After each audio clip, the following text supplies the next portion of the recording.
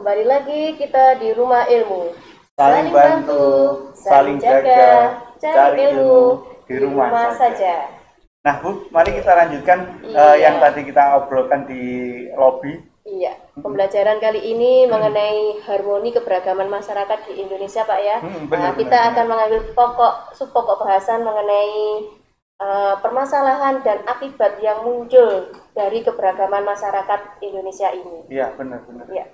Jadi masalah sosial, Bu, masalah sosial ini sebelum kita kepada faktor-faktor yang mempengaruhi masalah sosial tersebut, jadi harus kita pahami dulu masalah sosial ini.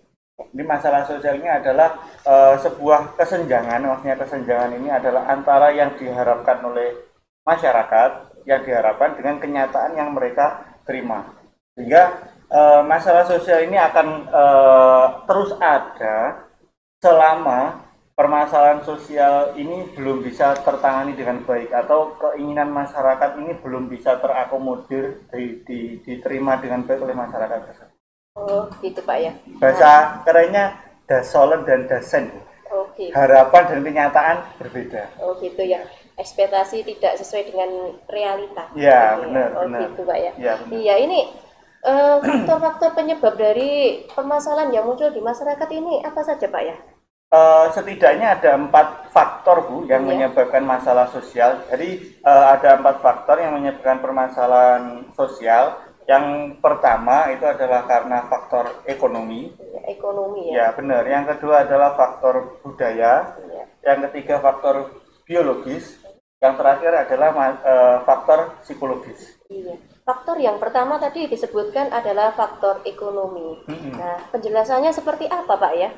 Jadi permasalahan sosial yang disebabkan oleh faktor ekonomi ini misalnya adalah ketimpangan antara pendapatan dengan pengeluaran, besar pasak daripada tiang. Oh gitu, jadi antara pengeluarannya lebih banyak daripada pendapatan yang diterima. Nah, sehingga ini menyebabkan angka kemiskinan ini di Indonesia ini masih lumayan tinggi, sehingga ini menjadikan permasalahan sosial. Nah, ini kalau dibiarkan angka kriminalitas bisa tinggi. Ditambah lagi sekarang ini kita kena pandemi, Bu. Iya. Angka pengangguran ini kan juga naik, tambah. Iya, ini karena pandemi. Ini juga menjadi masalah sosial kita. Masalahnya, jadi karena pendapatan tidak ada, sedangkan kebutuhan yang dikeluarkan lumayan banyak, sehingga masyarakat ini tidak bisa kurang memenuhi kebutuhannya, mencukupi kebutuhannya, gitu ya. Oh iya, ini dari segi faktor ekonomi. Kemudian yang kedua tadi disebutkan adalah faktor budaya. Nah, kalau faktor budaya seperti apa ini, Pak? Nah, faktor budaya ini yang dimaksud budaya di sini saya tekankan bukan budaya terkait dengan kesenian, seni musik, seni tari dan lain sebagainya, namun di sini adalah sebuah kebiasaan yang terjadi di masyarakat. Beda ya, bukan setahu saya ini kesenian ya taunya seni tari. Iya. Tapi yang dimaksud budaya gitu ya. Di sini ini adalah budaya yang merupakan kebiasaan kita sehari-hari di dalam sebuah masyarakat. Iya. Jadi budaya ini bisa juga dipengaruhi oleh asing, Bu. Budaya asing. Jadi dari luar negeri ini. Bisa dari luar negeri atau dari kebudayaan yang baru yang itu merupakan bukan nilai-nilai yang berkembang di masyarakat kita. Contohnya ya karena sekarang ini para remaja kita kan lagi gandrung dengan K-pop, Bollywood atau yang lain sebagainya. Ini kalau kita tidak pinter-pinter menyaring, filter. Kita ambil nilai-nilai yang positif, sedangkan nilai-nilai yang negatif kita tinggalkan. Kalau kita tidak benar-benar bisa menyaring, ini bahaya, Bu. Nanti akan merubah menjadikan budaya kita berubah juga. Contohnya yang di slide PPT ini kan kalau kita lihat tawuran, ini kan bukan budaya kita. Tapi kenapa banyak para pelajar ini yang tawuran ini juga mungkin kalau ditanya penyebabnya ya nggak ada. Muncul ya. Iya, muncul di Indonesia gitu ya. Itu dari segi faktor budaya. Nah, kemudian yang ketiga tadi adalah dari segi biologis. Benar. Dari segi biologis ini masalah yang ditimbulkan itu seperti apa? Jadi ini ada hubungannya dengan saat ini, Bu. Jadi faktor biologis ini juga menjadi masalah sosial yang cukup sulit untuk ditangani saat ini. Kenapa? Karena saat ini kan kita sedang ada wabah. Iya, wabah pandemi COVID-19 ya.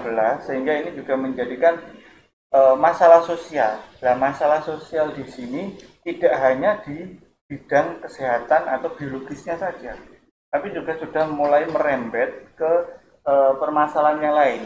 Contohnya iya. Ekonomi lagi. Ekonomi ya, lagi. Karena dengan adanya pandemi ini angka pengangguran, terus pemutusan hubungan kerja, PHK itu juga beberapa perusahaan sudah ada. Iya. Selain itu juga masalah sosial dengan adanya wabah ini akhirnya permasalahan sosial. Contohnya kemarin misalkan saat hari raya yang biasanya kita ini anjang sana silaturahmi, iya, kebiasaan kita mudik ya ke kampung kita ya. Ini juga sudah terhalang. Ini jadi faktor biologis ini juga menjadikan masalah sosial. Termasuk juga ini yang di beberapa daerah pedalaman ini mereka fasilitas kesehatannya kurang sehingga kebutuhan kesehatan ini mereka sangat kurang diperhatikan secara baik. Oh gitu Pak ya. Kemudian faktor yang terakhir Pak, faktor terakhir tadi adalah faktor psikologis. Ya benar. Nah ini penjelasannya seperti apa? Kok bisa menimbulkan permasalahan di masyarakat? Nah faktor psikologis ini sebagian besar terjadi di perkotaan ya. Kenapa? Karena tekanan di perkotaan ini tinggi mulai dari biaya hidup juga tekanan pekerjaan, sehingga kalau kita tidak bisa memanajemen atau mengatur psikologis kita, tingkat stres orang perkotaan ini lebih tinggi. Nah kalau tingkat stres tinggi ini nanti akan muncul berbagai permasalahan, contohnya KDRT, ya, terus juga bisa juga perselisihan antar teman kerja. Ya karena ya mungkin persaingan ingin menuju pimpinan. Merebut posisi ya Pak ya.